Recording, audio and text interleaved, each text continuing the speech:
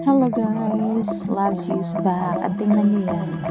Grabe no, kaya nilang i-manage ganyan kataas. Kahatlot. Oh my God! God, hope he's okay. Sana okay ra si siya. Nag-aki na pagpa-slide. Before si siya ma-slide, may fire dancer presenting. So maybe the floor is very slippery. Nakakatakot ang ganyang trabaho, diba? Pero the show must go on. Kaya nakita mo yung isa nagja-juggling pa din kahit na natumpa yung isa. Grabe, nakakatakot.